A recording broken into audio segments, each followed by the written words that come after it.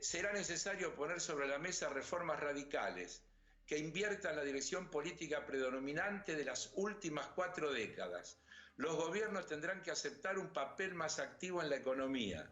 La redistribución volverá a estar en la agenda. Las políticas, hasta hace poco consideradas excéntricas, como los impuestos básicos sobre la renta y la riqueza, tendrán que estar en la mezcla. Se requieren reformas radicales para forjar una sociedad que funcione para todos.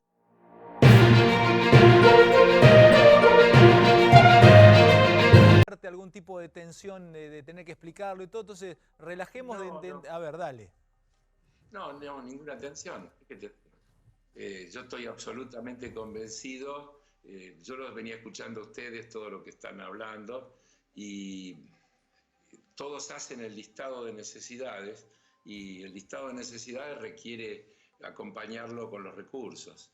Y la Argentina, yo vengo insistiendo en lo que yo llamo las 2 pandemias, porque llega esta pandemia sanitaria luego de tener una pandemia económica, que es su endeudamiento, el índice de desempleo, el de la pobreza, etcétera, que llevó a que a fin del año pasado el Congreso declarara una ley de emergencia que abarca 9 emergencias, donde está incluida la económica, la financiera, la sanitaria, la social, la previsional, 9 temas distintos, porque realmente esa era la situación preexistente.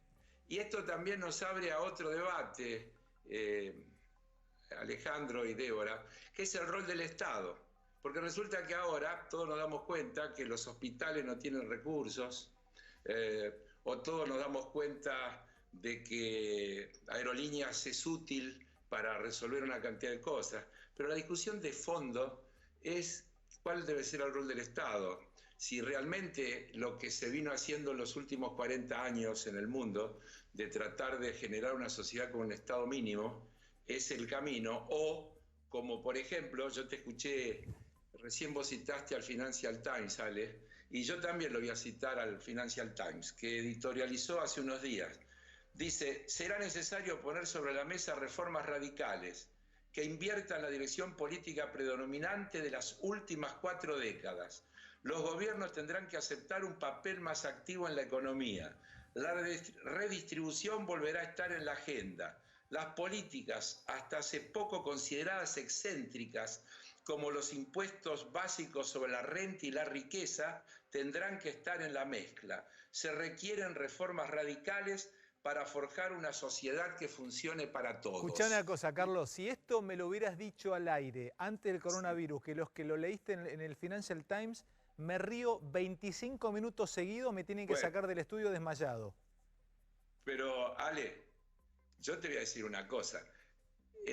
Alguna de las últimas veces que me invitaste, yo te llevé un gráfico que te dejé de regalo, en el que se veía cómo en estos últimos 40 años el beneficio del crecimiento de la productividad que había producido la revolución tecnológica que había habido en el mundo, tomado sobre la base de los países centrales, había ido prácticamente todo hacia el capital. Y ¿te acordás que yo te mostraba una línea que crecía en 45 grados y una horizontal?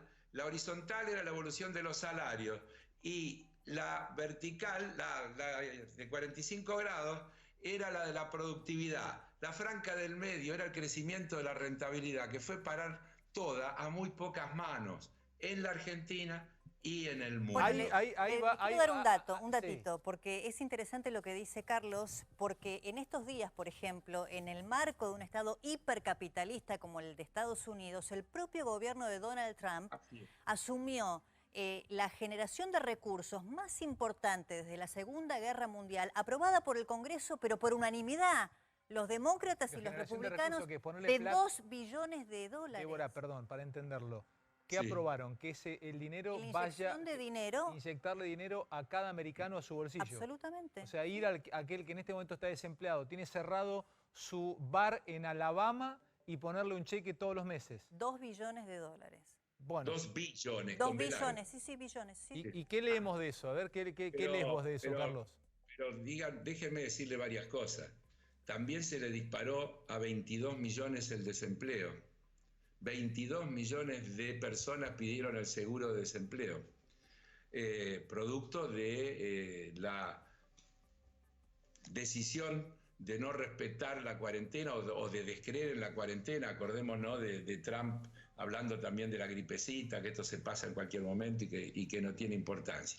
Pero también quiero decir que Estados Unidos tiene la posibilidad de hacer eso, porque nadie le va a ir a contar la emisión, ni nadie le va a hacer ninguna cuenta, porque es el país más poderoso del universo. Si ustedes recuerdan, durante la gestión, creo que fue de Nixon decidió desconocer los acuerdos de Bretton Woods. Los acuerdos de Bretton Woods, después de la Segunda Guerra Mundial, establecieron que Estados Unidos era el país que iba a emitir la moneda de reserva, el dólar, pero que para eso se comprometía a tener en sus reservas el equivalente en oro a la cantidad de dólares que tenía circulando. Hasta que un buen día Nixon dijo, no vamos a cumplir más con esa disposición. Y el acuerdo de Bretton Woods no corre más porque nosotros hemos decidido que no corre más. Y no corrió más. ¿Pero a dónde vas entonces? ¿Que nos permitiría hacer eso a nosotros en estos tiempos de guerra? Oye, que no se puede trasladar automáticamente lo que hace un país como Estados Unidos con lo que puede hacer un país como la Argentina. Insisto, porque si no tenemos en cuenta de dónde partimos, la Argentina estaba en default técnico antes del coronavirus. Pero pará, no te me metas todavía, yo te tengo una, pero pará. No te metas todavía en el tema del default o de la deuda, que ya vamos a entrar. Yo tengo una pregunta que tiene que ver con el peso. Y vos y yo nos vamos a entender perfecto con esto, tal vez a Ibra también le gusta mucho el fútbol, y tiene que ver con el peso como un jugador de inferiores. Yo estoy escuchando, y lo vi en un fin de semana, leí una nota de Guzmán que le dio a Berbisky, donde Guzmán dice, hay que volver a poner, a darle valor, hay que hacer crecer el peso en Argentina. Vos y yo hemos visto que los equipos grandes tienen jugadores de inferiores, pero siempre termina jugando el jugador que traen de Europa o viene de afuera. En este caso hay que hacer jugar al peso, o sea, hay que darle valor al peso, hay que hacer crecer al peso de nuevo. Entonces mi pregunta es, ¿cómo van a hacer crecer al peso en Argentina cuando durante mucho tiempo no se le dio, no se lo infló al peso? Bueno, lo que pasa es que en la Argentina tenés 50% de inflación, nosotros emitimos pesos, no dólares, y tenés una economía bimonetaria. Acá el que tiene que ahorrar no ahorra en pesos porque sabe que se le diluye como reserva de valor, ahorra en dólares. Entonces, la Argentina tiene una historia inflacionaria, te diría casi única en el mundo, por eso el peso es un papel de colores. Siempre los economistas... ¿Y cómo vamos a hacer para que deje de ser un papel de colores? Bueno, por ahora no hay otro remedio. Mira, por eso yo decía que me parece que Heller y De Pablo van a tener una confluencia ideológica, porque todos los economistas con lo que hablas en estos días, de izquierda, de derecha, más ortodoxos, heterodoxos, coinciden que la única alternativa que tiene la Argentina en este momento es emitir. Ahora, ¿cómo van a rescatar después todos esos pesos que estén dando vuelta en el mercado? No lo sé. Ahí está de nuevo, Carlos. Te preguntaba, ¿cómo vamos a hacer a darle minutos en cancha al peso y decirle, vos sos tan bueno como el dólar, peso, jugá que te vamos a bancar 5 o 6 años seguidos? Mira, yo puedo decir, vos sabés que yo siempre digo que me animo a decir que resisto los archivos y que tengo una cierta coherencia en lo que digo a través del tiempo y no en función de circunstancias puntuales. Yo vengo diciendo desde hace bastante tiempo que la Argentina necesitaba desdolarizarse y desindexarse. ¿Desdolarizarse y desindexarse? A ver. Desdolarizar, claro. Tenemos que dejar de pensar en dólares, tenemos que pensar en nuestra moneda. Es un proceso, no se puede sacar un decreto diciendo a partir de ahora se piensa en pesos. Pero hay que desdolarizar, hay que tomar todas las medidas para que nos vayamos acostumbrando a que nuestra moneda es el peso. Claro, pero es difícil, Carlos, ahorrar en pesos cuando tenés 50% de inflación, porque la moneda, digamos en este caso el peso, tiene que cumplir dos funciones, moneda de intercambio, reserva de valor. En la Argentina dejó de ser reserva de valor por la inflación. Sí, estoy de acuerdo, Débora, pero lo que pasa es que no se puede tomar ninguna variable de manera aislada. Por eso yo insisto en que lo que hay que volver a discutir de fondo es el rol del Estado.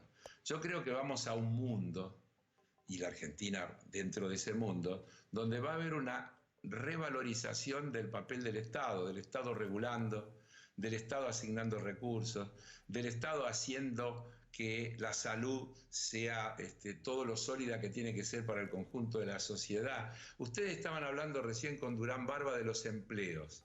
Los empleos requieren educación, los nuevos empleos, y la educación tiene que ser igualitaria para que puedan acceder todos, porque si no se van a seguir acentuando las diferencias. Entonces hay que volver a pensar en una salud pública de calidad, en una educación pública de calidad, si no el mundo es invivible. Y esto, ¿Cómo le vas a decir a los que, por ejemplo, en esta época dejaron de ir a trabajar, pero que cuando quieran volver a trabajar, no todos, pero puede pasar que cuando quieran volver a trabajar les digan, che, pero mirá que nos rebuscamos bien con una pantalla o nos rebuscamos bien con un robot que puso los tornillos que vos venías poniendo con tu mano y con el destornillador? ¿Sabes qué? No sé si te vamos a necesitar, ¿eh? Te contesto, intento contestarte, porque sería soberbio decir que tengo la respuesta, pero intento la respuesta. Mirá, también hace tiempo, te lo dije un día a vos en el programa y me miraste con una cara de asombro, como diciendo de qué está hablando este chiflado. Yo te dije, antes de esto, que como había pasado con la revolución industrial, que generó un montón de peleas, luchas y muertes, y terminó en la jornada de 8 horas, el trabajo que quede producto de la nueva revolución tecnológica, hay que redistribuirlo entre el conjunto de los ciudadanos y ciudadanas del mundo. Y eso implica una redistribución que significa reducir la jornada laboral sin reducir el valor del salario, es decir, afectando esa franja con la que yo empecé a hablar hace un rato. Pará. Entra de nuevo y me gustó eso porque es interesante. Vos decís que reducir la jornada laboral y redistribuir lo que sobra de esa... Pero dijo, sin reducir el salario, y yo no les quiero pinchar el globo a ninguno de los dos, pero esta semana, coronavirus mediante, pasó algo muy interesante, que es lo que pasó con la UOM, que dijo, bueno, un 30% menos eventualmente en la discusión salarial en el marco de esta crisis que enfrenta la salud pública como consecuencia de, bueno, de menos turnos de trabajo y demás. O sea que hay cosas que se están dando de hecho, Carlos. No, Débora, a ver. Primero quiero decir que eso de la UOM me parece que fue un acuerdo que algunos dirigentes sindicales tomaron. Sí, y otros hoy relativizan, es cierto. Y cuando se dieron vueltas se encontraron con que sus bases muy de acuerdo no estaban y me parece que no quedó en firme esa idea. Pero tampoco yo creo que la discusión se puede hacer sobre las medidas de la emergencia. Yo digo, porque voy a la pregunta tal cual me la hizo Alejandro. Alejandro me habla de los robots. Recién Durán Barba daba el ejemplo de Walmart, donde prácticamente no hacen falta humanos. ¿Sabe qué le falta a esa ecuación? ¿Quiénes van a ser los consumidores? Porque en la medida que todo lo hagan los robots y la gente se quede toda sin trabajo, ¿me pueden decir a quién le van a vender? ¿Quiénes van a ser los consumidores? ¿O qué porción de la sociedad va a ser la consumidora? Y ojo, porque también te escuché a vos, Alejandro, hablar de la renta básica, universal y demás, que yo la voy a aceptar como una salida de transición cuando vos tenés que dar el primer paso. Eso es como las ayudas que se hacen ahora aquí, pero nosotros lo que tenemos que lograr es que todo el mundo... Esa renta básica, Carlos, me permito contártelo y también tirártelo como pregunta. Hay un libro de Harari que es 21 lecciones para el siglo XXI, que fue escrito a principios del 2018. En un momento habla de la RBU, de la Renta Básica Universal, donde Harari propone y dice, el mundo va a tener que, y no te pongas, no infles el pecho, dice Harari, el mundo va a tener que cobrar impuestos a las máximas riquezas globales y va a tener que tener una renta básica universal, lo tira como posibilidad, como una alternativa, y empezar a tomar como empleo, pago por los estados, empleos que hoy no son para muchos tomados como empleos. Por ejemplo, criar un hijo, cuidar a tu abuelo, etcétera, etcétera, etcétera. Diciendo, va a tener que pagarse una renta básica universal porque si no, esto se va a ir desmadrando lentamente. Pero, antes del coronavirus lo dijo y lo escribió. Pero esperá, a ver si nos entendemos. Cuando un gobierno pone planes sociales para atender la emergencia, no está mal, está bien. Si vos me decís que vos tenés hoy gente que se muere de hambre y generás una renta básica universal para que no se muera de hambre, yo te digo que está bien, pero esa no puede ser la solución del mundo. Primero porque la gente tiene que tener trabajo, porque el trabajo no es solo salario, también es dignidad, también es integración social, es un montón de cosas el trabajo. Mucho más que el salario, mucho más complejo. Pero ojo, que no estén alguna de esas ideas pensando en un mundo que sigue acumulando riqueza en pocas manos, pero que distribuye un cachito para contener la protesta y que no se muera de hambre la gente a través de una renta básica universal. Yo hablo de una cosa mucho más profunda. Yo hablo de redistribuir la carga de trabajo universal. Mirá, hay que terminar con los paraísos fiscales. Hay que terminar con la acumulación brutal de riqueza que hace que una persona tenga una riqueza de 180.000 millones de dólares. ¿Me puedo decir para qué? ¿Cómo lo terminás? Pero pará, ¿cómo le ponés? Escuchá, Carlos. ¿Cómo le decís? Pero pará, Carlos, querido, escúchame.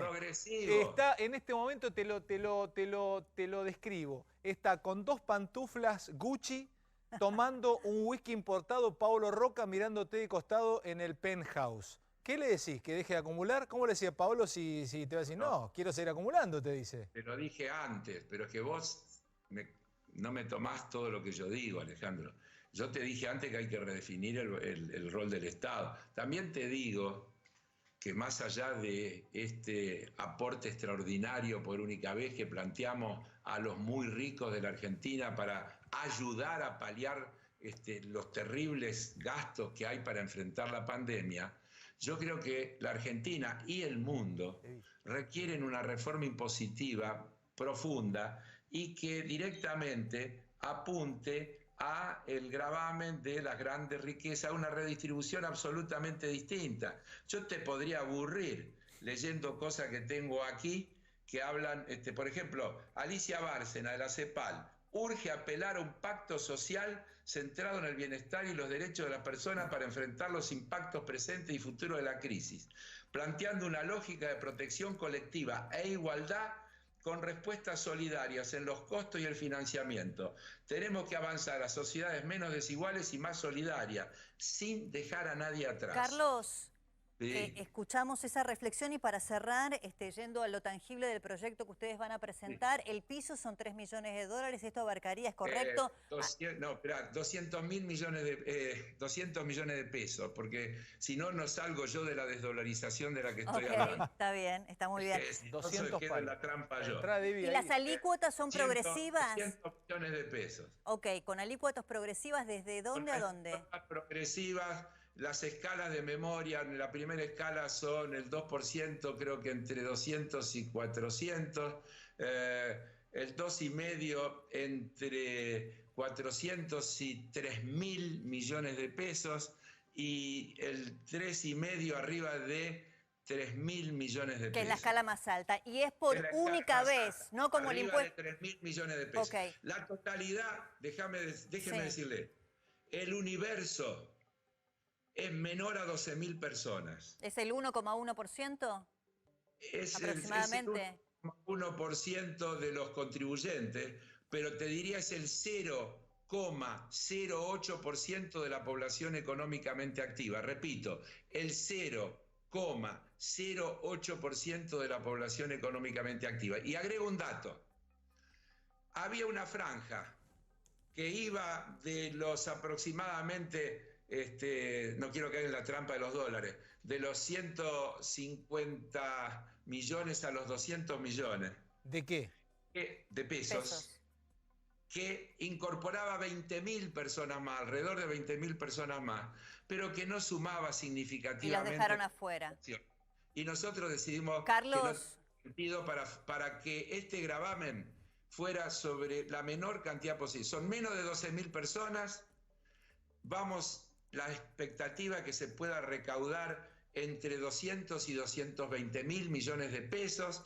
Hagan la cuenta por respiradores, camas, barbijos o por lo que quieran y fíjense si no vale la pena y si no es justo apelar a que estas 12.000 personas hagan ese aporte extraordinario y no tengamos una discusión y que logremos que esto sea aprobado con un amplio consenso parlamentario. Bien, aclaremos entonces que es por única vez, justamente para que tenga mayor consenso, no como el impuesto al cheque que llegó para la emergencia y todavía convive con nosotros. El proyecto que vamos a presentar dice claramente que es por única vez. Y además, Débora, dice con fin determinado. Bien. Que los fondos deben aplicarse a la salud. Correcto. Y bueno, ahora hay que esperar, lo último y cerramos, que lo decía la Corte, porque se hizo una presentación a la Corte Suprema para que el Congreso pueda sesionar de manera virtual y que la eventual aprobación del proyecto quede firme a pesar de no haber estado presente. Yo solo tengo una duda. ¿Quién lo administra este fondo? ¿Quién lo va a manejar?